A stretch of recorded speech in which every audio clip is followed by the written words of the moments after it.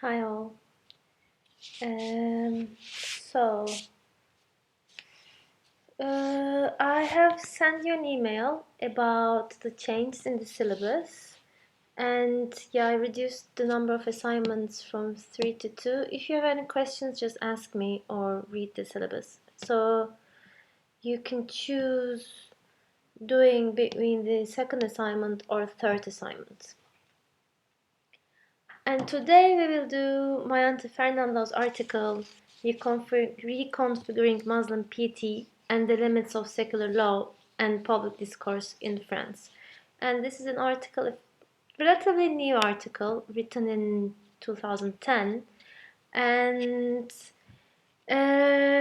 Fernando, she's looking at the ban on veil in France, and this has become legal. The religious signs were banned in French public schools beginning from 2004. And I was also wondering if this law still continues, if it's still enacted. And Eilish, in her reflection paper, tells that she looked it up and the ban actually still continues, sadly so. And she, Fernando, so as I think Alexandria tells, she is looking at the experience of Muslim women in France. So she's talking from a perspective, like grounding her analysis on the experience of Muslim women. And I thought this is good in the sense that this is just not just a theoretical article that we have been reading, similar to the article that we've been reading in the beginning of the semester. So she's actually talking about the experience of Muslim women and seeing how this experience contradicts the claims of the secular law in France. So her informants are, she calls them French Muslim women in the sense that they are the second generation of families who have migrated from, they are from the families who have migrated from the Middle East and Algeria. These families have migrated to France as labor workforce in 1970s. And the women, her informants, are the second generation. So this means that these women do claim to be Muslim and at the same time French citizens. So this is important because she is saying, Fernando is saying that these women's subjectivities are formed both through the ideals of freedom of choice, modernity as put forward by French state, and a religious piety as the Islamic discourse presupposes. So they're in, like, the category that these women kind of fits into. They're neither Muslim people who are in a non-Western context, but they're also claiming to be French citizens.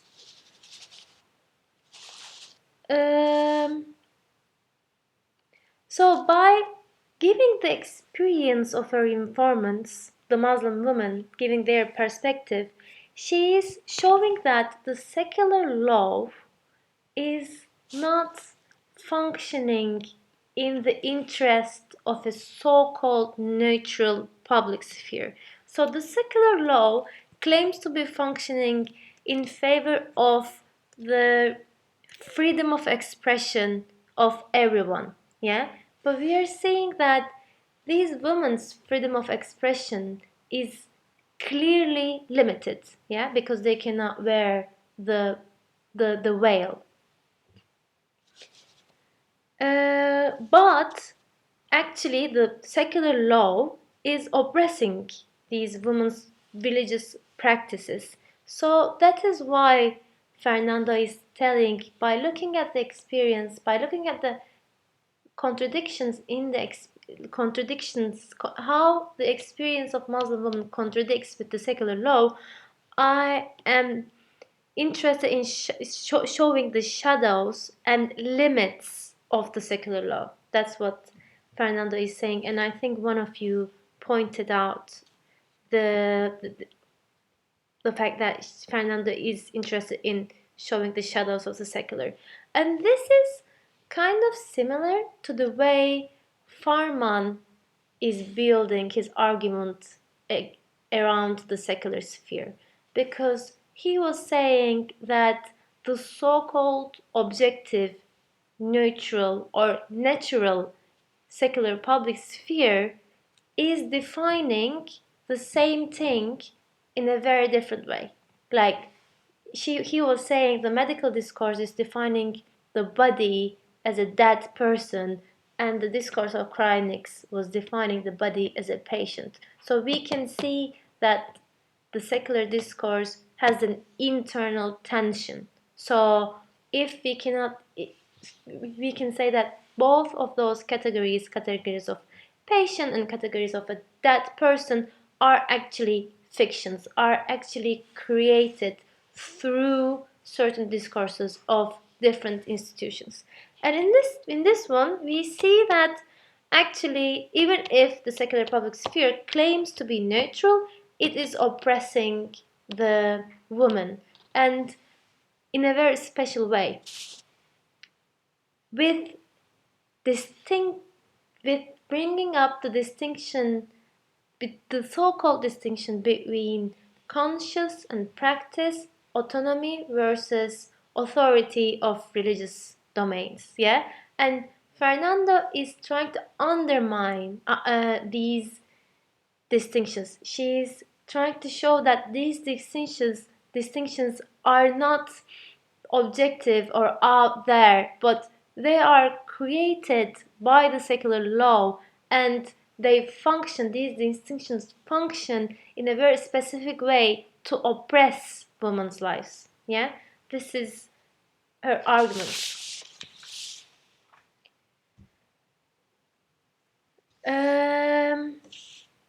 And she's saying that actually she herself makes part of a collective that advocates for Muslim women's rights. Yeah, and in this collective, they were kind of optimistic about finding a legal sanction, a law that advocates for freedom of choice or universal human right, and by just saying that, oh, in the law actually that, like, this ban is illegal because in the law everyone has a right to express themselves freely. But they see that, in their surprise, they see that actually in the law you can choose to believe whatever you want to believe, but the manifestations of that belief can be restricted in the case if this manifestation um, limits other people's beliefs and rights in a way. So there is a differentiation between the belief and manifestation. And if you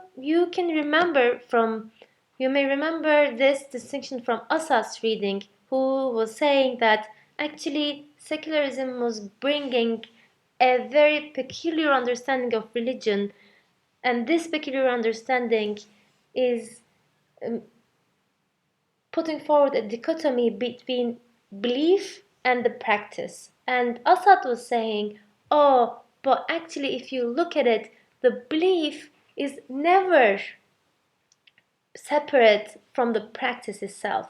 Actually, the belief comes from the cultivation of the self in a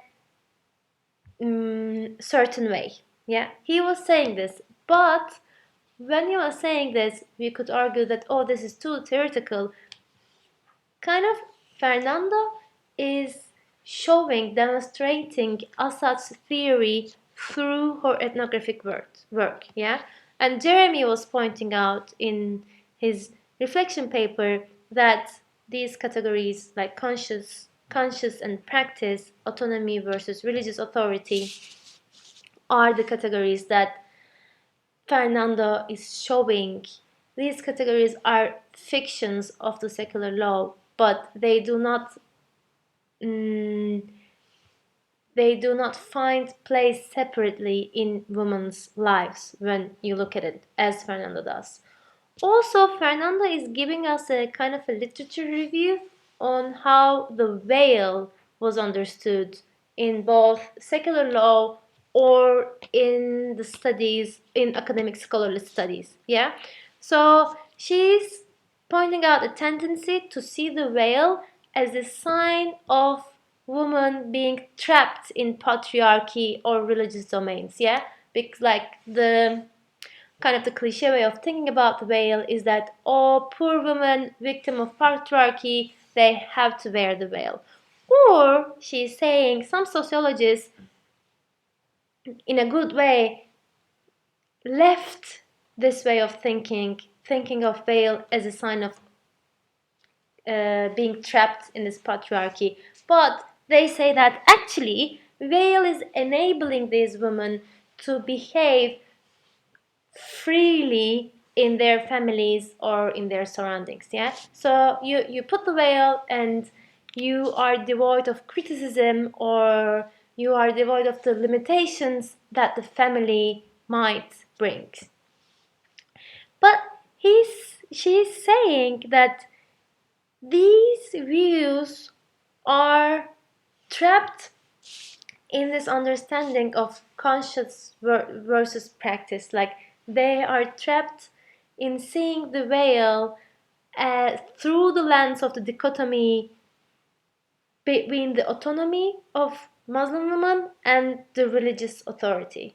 And her argument is that when we look at the practices of women, we see that actually the autonomy is the autonomy or self-realization comes from the fact that women are submitting their selves to the religious authority. If we look at page 20.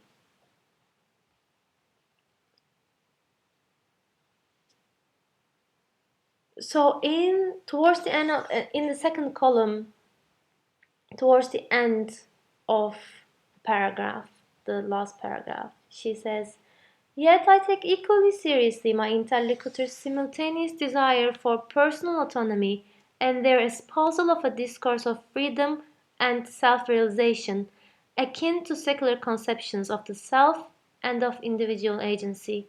This desire for autonomy should come as no surprise, given my interlocutors' embedment in a French context dominated by the imperatives of liberté, freedom, and individual will.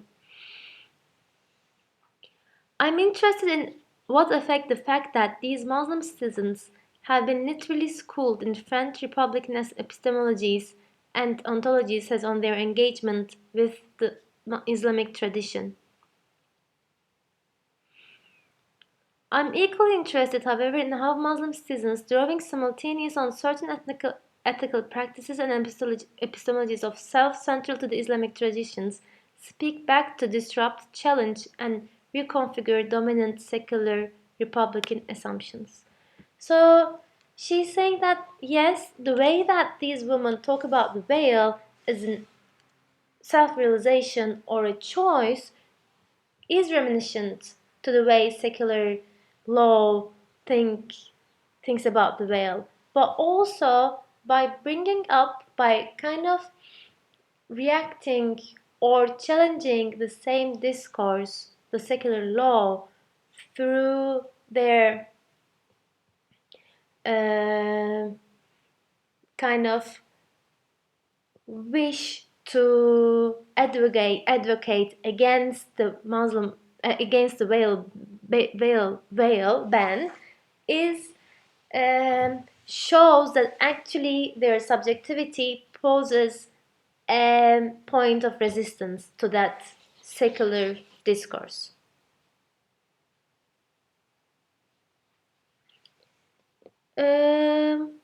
Also, some of you brought the point of freedom in their reflection papers, and I think it is very important in the sense that Stephanie was pointing to another article by Abu Lughod, Do Muslim Women Still Need Saving? And I was thinking about that article when reading this one. And in that one, Abu Lughod is saying that in Western countries, as I was telling, the discourse on saving Muslim women, saving them from their veils, is a very predominant one. And actually, they are saying the Western people or the Western media is saying that, oh, America needs to go to Afghanistan for the war because they need to save these poor Muslim women from the patriarchy. But Abu Lughod was saying that this is like this is a very ethnocentric view on the veil, because we think that Muslim women will be freed, will have freedom once they are saved from the veil. But this is our understanding of how freedom looks like for ourselves. But Abu Lughod was saying, actually, maybe it's a better idea to think about how we can provide the social or economic conditions for those women, for them to decide for themselves what freedom looks like. Yeah. So, and I think it was a good kind of link that Stephanie was making in the article. And Anna also was pointing out the point on freedom.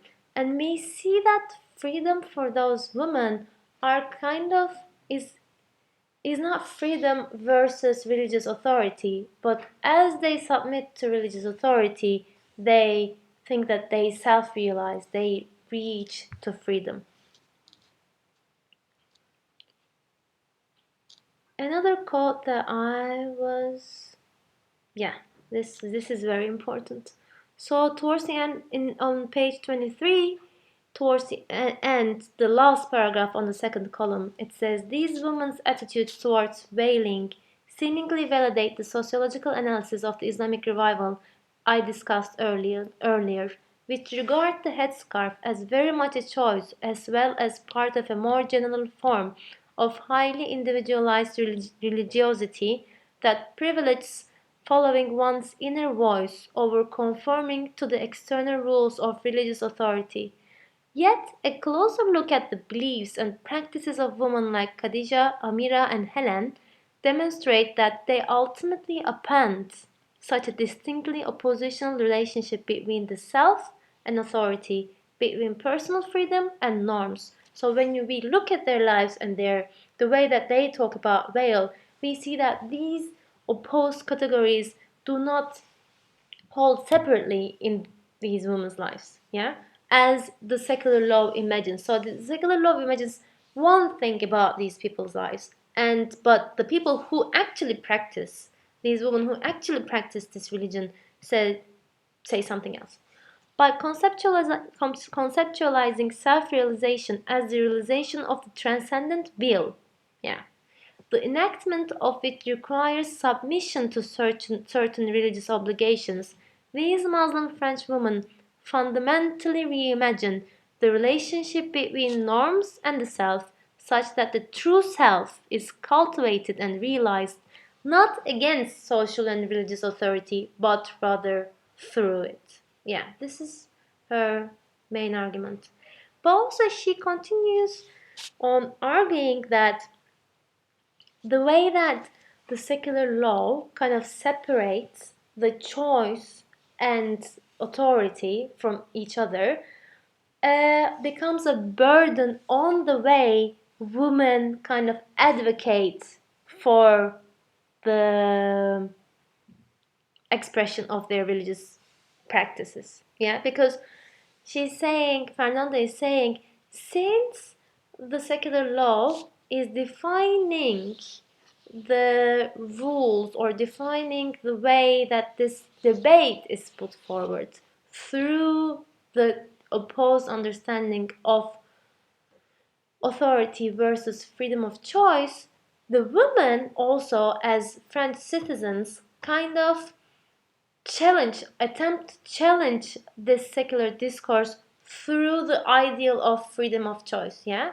So if they are choosing to wear the veil, then the logic of the secular law, okay, if you're choosing, then this means that it is not obligatory, because the secular law is saying that there is the essentials of religion which you cannot do without it, and there is this complementary or optional practices. And the secular logic says that veiling is an optional practice, so the woman actually may not wear the veil. And when the Muslim women say that, oh, it is our freedom of choice to wear the veil, they are kind of falling into the same logic that the secular law bans these practices. So that's where secularism becomes a transcendental discourse, kind of impossible to go out. Yeah. I think. Is there any other thing I want to say? No.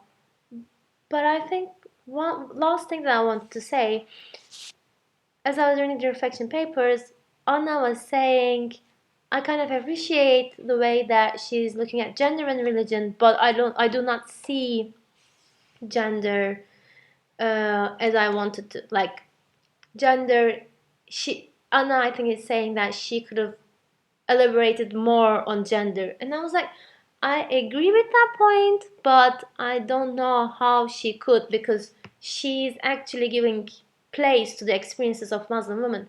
But then,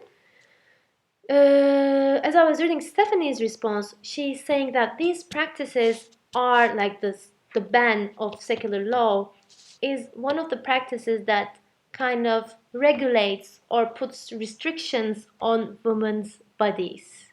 Yeah, and it is true that Fernando, maybe out of choice, maybe I don't know why, but she's not engaging with that stream of literature, like with the stream of literature saying that all these practices are putting or shaping women's bodies in certain ways. I think this is all. Oh, yeah, and I haven't yet decided what we will do on Monday. We may watch a movie, or I might assign another article. But Monday will be the last day of section 2 in our class. So we will be continuing with more exciting stuff around shamans, ghosts, and jinns and spirit possessions after the spring break. So there's a spring break, and during the spring break is like 5 days, I think.